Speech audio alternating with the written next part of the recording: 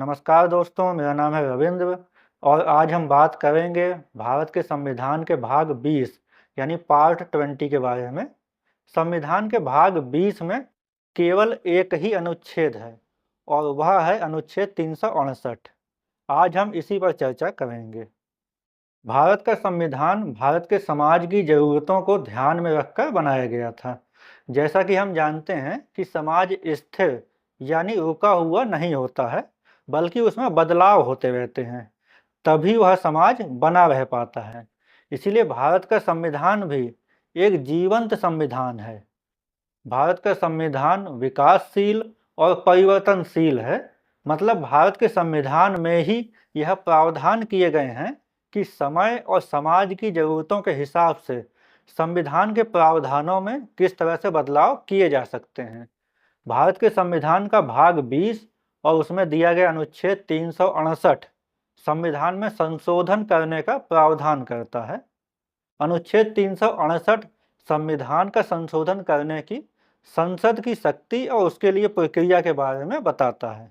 इसका खंड 1 कहता है कि इस संविधान में किसी बात के होते हुए भी संसद अपनी संविधायी शक्ति का प्रयोग करते हुए इस संविधान के किसी उपबंध का परिवर्धन मतलब उसे बढ़ाना, परिवर्तन मतलब बदलाव करना या निरसन मतलब हटाना के रूप में संशोधन इस अनुच्छेद में अधिकथित प्रक्रिया के अनुसार कर सकेगी।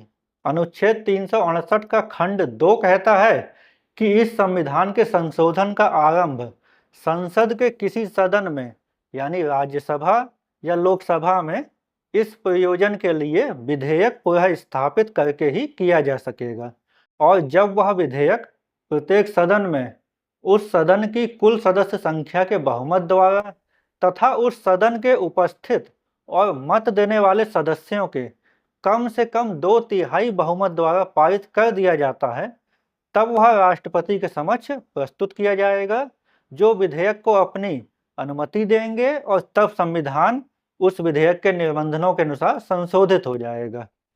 इसके उपखंड ए में बताया गया है अनुच्छेद 54 मतलब राष्ट्रपति का निर्वाचन, अनुच्छेद 55 मतलब राष्ट्रपति के निर्वाचन की प्रक्रिया, अनुच्छेद 73 मतलब संघ की कार्यपालिका शक्ति का विस्तार, अनुच्छेद 162 मतलब राज्य की कार्यपालिका शक्ति का विस्तार, अनुच्छेद 241 मतलब संघ राज्य क्षेत्रों यानी यूनियन टेरिटरीज के लिए उच्च न्यायालय या अनुच्छेद 279A मतलब माल और सेवा कर परिषद यानी goods and service tax council या जीएसटी काउंसिल में, या आगे इसका उपखंड बी कहता है भाग 5 मतलब संघ से संबंधित भाग के अध्याय 4 यानी संघ की न्यायपालिका मतलब सुप्रीम कोर्ट से संबंधित प्रावधानों में, भाग 6 मतलब राज्य से संबंधित भाग के अध्याय 5 यानी राज्यों के उच्च न्यायालयों मतलब हाई कोर्ट से संबंधित प्रावधानों में,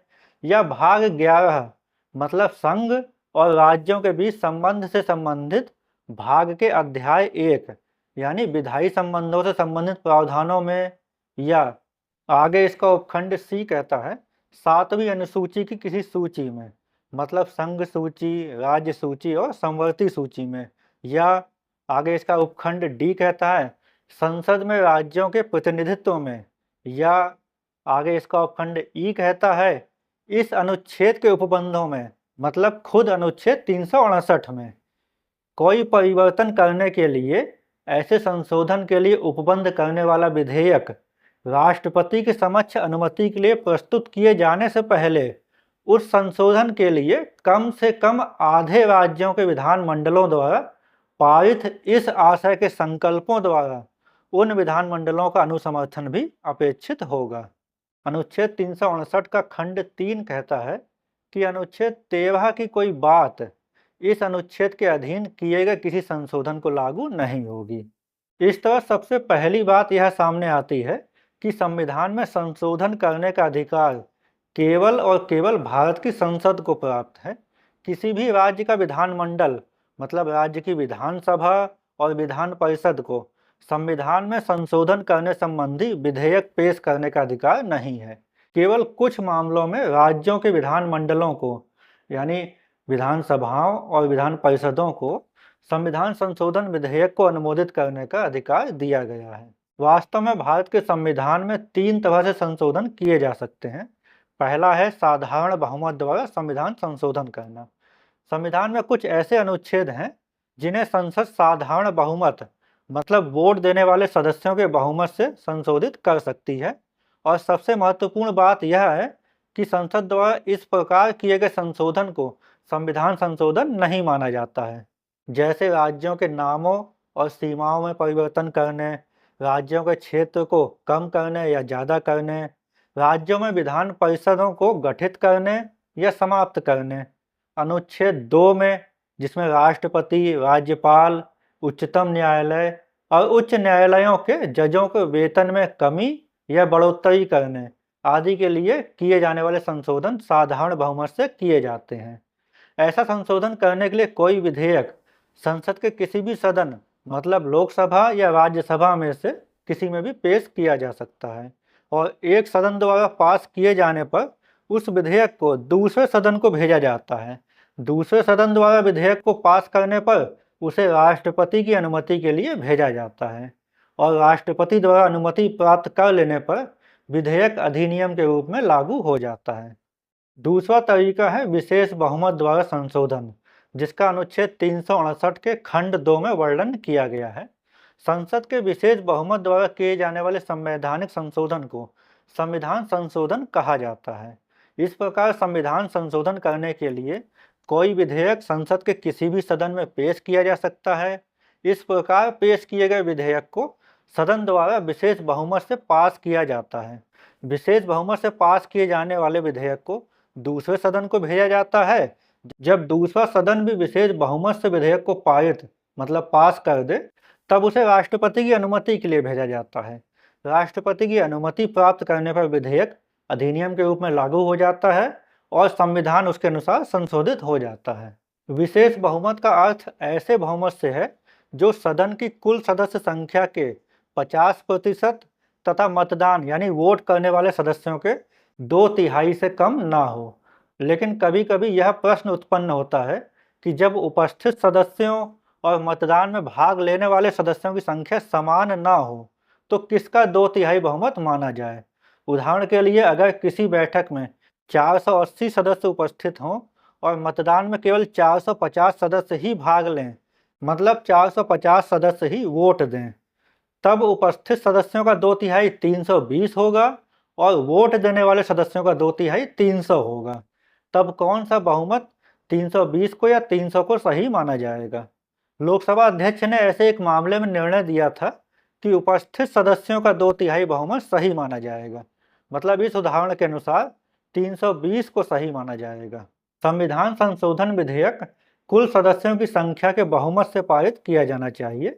सदन की कुल सदस्य संख्या का अर्थ सदन की वास्तविक संख्या से नहीं है, बल्कि उस संख्या से है जो संविधान में दी है या संवैधानिक प्राधिकारी द्वारा नियत की गई है। वर्तमान में संविधान में लोकसभा की सदस्य संख्या 550 व राज्यसभा की सदस्य संख्या 250 है। 1955 में राज्य पुनर्गठन विधेयक को 2 के मुकाबले 246 वोटों से पास कर दिया गया। तब लोकसभा अध्यक्ष ने निर्णय दिया कि विधेयक को पास किया गया नहीं माना जाएगा, क्योंकि उस समय लोकसभा की कुल सदस्य संख्या 499 थी और विधेयक के पक्ष में 50% वोट नहीं पड़े थे, क्योंकि 499 का 50% 249.5 हुआ। जब 1951 में प्रथम संविधान संशोधन पेश किया गया, तब यह सवाल उठाया गया था कि क्या विशेष बहुमत की आवश्यकता तब होती है जब उस पर अंतिम बार वोट दिया जाता है, या विधेयक को पास करते समय प्रत्येक चरण पर विशेष बहुमत की आवश्यकता होती है। इस सवाल पर तत्कालीन लोकसभा अध्यक्ष ने भारत के महान्यायवादी मतलब अटॉर्नी जनरल से विचार विमर्श के बाद निर्णय दिया था कि संविधान संशोधन विधेयक को पास करने के लिए प्रत्येक चरण पर विशेष बहुमत की आवश्यकता होती है। इस तरह संविधान संशोधन विधेयक पेश करने के लिए भी उपस्थित और मतदान में भाग लेने वाले सदस्यों के 2/3 बहुमत की आवश्यकता होती है और यह 2/3 बहुमत सदन के कुल सदस्यों की संख्या के 50% मतलब आधे से कम नहीं होना चाहिए। संविधान संशोधन का तीसरा तरीका है विशेष बहुमत और राज्यों के अनुमोदन से संविधान संशोधन करना। अनुच्छेद 359 के खंड 2 के उपखंडों ए, बी, सी, डी और ई में ही कुछ ऐसे विषयों का उल्लेख किया गया है जिनमें अकेले संसद संशोधन नहीं कर सकती और उनमें संशोधन करने के लिए संसद के विशेष बहुमत के साथ आधे से अधिक राज्यों के विधान मंडलों द्वारा उस संविधान संशोधन का अनुमोदन होना आवश्यक है। मतलब कुल राज्यों के आधे से अधिक विधान मंडलों द्वारा भी उस संविधान संशोधन विधेयक को पास करना आवश्यक होता है। उक्त का संशोधन करने के लिए कोई विधेयक संसद के किसी भी सदन में पेश किया जा सकता है और उस सदन द्वारा विशेष बहुमत से पारित करने के बाद उसे दूसरे सदन को भेजा जाता है। दूसरे सदन द्वारा विशेष बहुमत से पारित करने के बाद उसे राज्यों को विधान मंडलों द्वारा अनुमोदन करने के लिए भेजा जाता है। जब कुल राज्यों के आधे से अधिक विधान मंडलों द्वारा इसे अनुमोदित कर दिया जाता है तब उसे राष्ट्रपति की अनुमति के लिए भेजा जाता है। राष्ट्रपति की अनुमति मिलने के बाद वह विधेयक अधिनियम के रूप में लागू हो जाता है और संविधान उसके अनुसार संशोधित हो जाता है। वास्तव में संविधान ने संसद की संविधान संशोधन शक्ति पर कोई प्रत्यक्ष सीमा नहीं लगाई है, लेकिन संसद की संविधान संशोधन की शक्ति असीमित नहीं है। संविधान की व्याख्या का अधिकार संविधान ने उच्चतम न्यायालय यानी सुप्रीम कोर्ट को दिया है और 1973 में उच्चतम न्यायालय यानी सुप्रीम कोर्ट द्वारा केशवानंद भारती बनाम केरल राज्य के फैसले में संसद की संविधान संशोधन शक्ति की सीमाएं निर्धारित की गईं। उच्चतम न्यायालय ने स्पष्ट किया कि संसद संविधान के मूल ढांचे यानी बेसिक स्ट्रक्चर को ना तो परिवर्तित कर सकती है और ना ही नष्ट कर सकती है।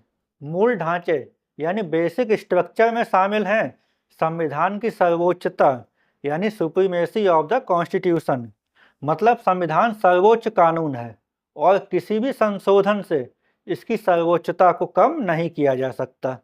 लोकतांत्रिक गणराज्य एवं संप्रभु स्वरूप यानी sovereign, democratic and Republican nature, मतलब भारत की शासन प्रणाली लोकतांत्रिक गणराज्य और संप्रभु है जिसे संशोधन द्वारा बदला नहीं जा सकता। पंथ निरपेक्षता यानी सेकुलरिज्म, मतलब पंथ निरपेक्ष शासन को मूल ढांचे का हिस्सा माना गया है और एसआर बोम्बई मामले में विशेष रूप से इसे स्वीकार किया गया। संघीय ढांचा यानी फेडरल कैरेक्टर, मतलब केंद्र एवं राज्यों के बीच शक्ति संतुलन संविधान के मूल ढांचे का हिस्सा है। शक्तियों का पृथक्करण यानी सेपरेशन ऑफ पावर्स, मतलब विधायिका, कार्यपालिका और न्यायपालिका के बीच संतुलित विभाजन को संरक्षित समझा जाता है और यह मूल ढांचे का हिस्सा माना जाता है। न्यायपालिका की स्वतंत्रता यानी ज्यूडिशियल इंडिपेंडेंस, मतलब न्यायपालिका की स्वतंत्रता मूल ढांचे में शामिल है। निर्णयों की समीक्षा व स्वतंत्र संचालन इसे मजबूत बनाते हैं। न्यायिक समीक्षा यानी जुडिशियल रिव्यू, मतलब संसद की कार्यवाहियों, कानूनों और संविधान संशोधनों को न्यायपालिका द्वारा समीक्षा करने की शक्ति मूल ढांचे यानी बेसिक स्ट्रक्चर का हिस्सा है। कानून की शासन व्यवस्था यानी रूल ऑफ लॉ, मतलब सभी के लिए कानून समान है जो मनमानी और गैर कानूनी शक्ति का विरोध करता है। स्वतंत्र और निष्पक्ष चुनाव यानी फ्री एंड फेयर इलेक्शंस, मतलब यह लोकतंत्र की मूल आवश्यकता है जिसे कोई संशोधन प्रभावित नहीं कर सकता। समानता का सिद्धांत यानी अनुच्छेद 14 आदि अंतर्गत समानता की अवधारणा मूल ढांचे यानी बेसिक स्ट्रक्चर का हिस्सा है। मूल अधिकारों एवं राज्य की नीति के निर्देशक तत्वों के बीच संतुलन, मतलब harmony between fundamental rights and directive principles of state policies. Minerva mills और वामन राव के निर्णयों में संविधान की सामंजस्यपूर्ण संरचना को अपरिहार्य, मतलब बहुत जरूरी बताया गया है।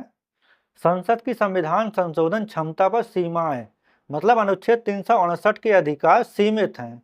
मूल ढांचे यानी बेसिक स्ट्रक्चर के तत्वों को संसद संविधान संशोधन द्वारा नष्ट नहीं कर सकती।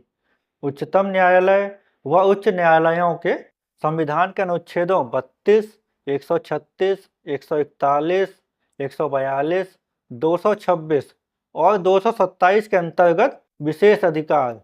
मतलब इन अनुच्छेदों में निहित न्याय मुक्ति की शक्तियां मूल ढांचे यानी बेसिक स्ट्रक्चर का अंग मानी जाती हैं। संविधान की कल्याणकारी दृष्टि यह भी मूल ढांचे का एक हिस्सा है। मतलब राज्यों को नीति निर्देशक तत्वों के माध्यम से सामाजिक न्याय एवं कल्याण की दिशा में प्रेरित करने के संवैधानिक आदर्श मूल ढांचे में शामिल हैं। वास्तव में उच्चतम न्यायालय यानी सुप्रीम कोर्ट ने मूल ढांचे को पूरी तरह से परिभाषित नहीं किया है और समय समय पर सुप्रीम कोर्ट द्वारा इसकी व्याख्या की जाती है। इसलिए कोई भी संविधान संशोधन यदि मूल ढांचे यानी बेसिक स्ट्रक्चर को क्षति पहुंचाता है तो उच्चतम न्यायालय द्वारा उसे अमान्य घोषित किया जा सकता है। संविधान में पहला संशोधन संविधान लागू होने के तुरंत बाद 1951 में ही किया गया था, जबकि 42वां संविधान संशोधन 1976 इतना विशाल था और उसमें इतने ज़्यादा प्रावधानों में संशोधन किए गए कि उसे अनौपचारिक रूप से मिनी कॉन्स्टिट्यूशन यानी लघु संविधान या छोटा संविधान का ही नाम दे दिया गया था। बाद में 43वें संविधान संशोधन 1977 और 44वें संविधान संशोधन 1978 द्वारा 42वें संविधान संशोधन के बहुत से प्रावधानों को हटा दिया गया। इस तरह जुलाई 2025 तक भारत के संविधान में कुल 106 संविधान संशोधन किए जा चुके हैं। इस तरह भारत के संविधान में कोमलता और कठोरता के गुण एक साथ शामिल हैं। संविधान कोमल इसलिए है क्योंकि इसके ज़्यादातर प्रावधानों को संसद द्वारा साधारण बहुमत से संशोधित किया जा सकता है और उन्हें संविधान संशोधन माना भी नहीं जाता। जबकि संविधान कठोर इसलिए है क्योंकि इसके कुछ प्रावधानों को संशोधित करना बहुत कठिन है और उसके लिए विशेष प्रक्रिया अपनानी पड़ती है। जबकि संविधान के मूल ढांचे यानी बेसिक स्ट्रक्चर में बिल्कुल भी संशोधन नहीं किया जा सकता। तो दोस्तों, वीडियो अच्छी लगी हो तो वीडियो को लाइक करिए, कमेंट करिए और फिलोसोफर रवि चैनल को सब्सक्राइब करिए। मिलते हैं एक नए वीडियो में एक नए विचार के साथ। धन्यवाद, नमस्कार।